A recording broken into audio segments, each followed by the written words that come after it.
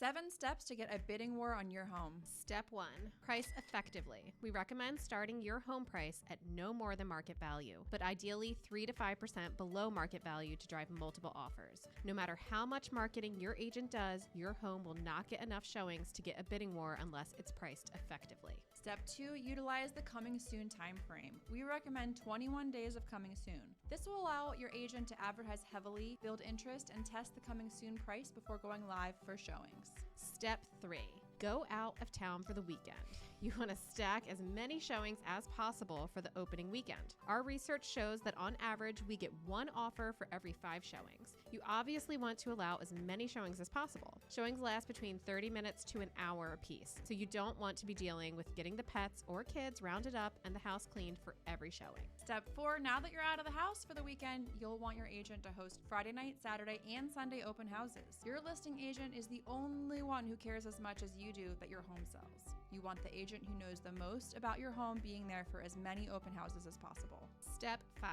Hire an agent that will do a food truck or catered open house and invite the neighbors. I know what you're thinking. Why would I want my nosy neighbors coming into my home for free food? Because the actual buyers have no idea that your neighbors are your neighbors. The buyers just think this is a really busy open house and they need to write an offer fast. Step 6. Embrace the Monday deadline. Every home sale is an island. If you only have 2 showings scheduled and you get an offer, it could be a big risk pushing a response to Monday. But if you're sitting on 15 showings, statistically, you should be getting 3 or more offers. Have your agent say, "Thank you so much for the offer. We already paid for the food truck, so my sellers have asked that we respond to everyone after the deadline on Monday at 4 p.m. Agent to agent, I'll give you my word that I will let you know what place you're in on Monday before the deadline and give you an opportunity to come up. All of this must be done with the seller's permission."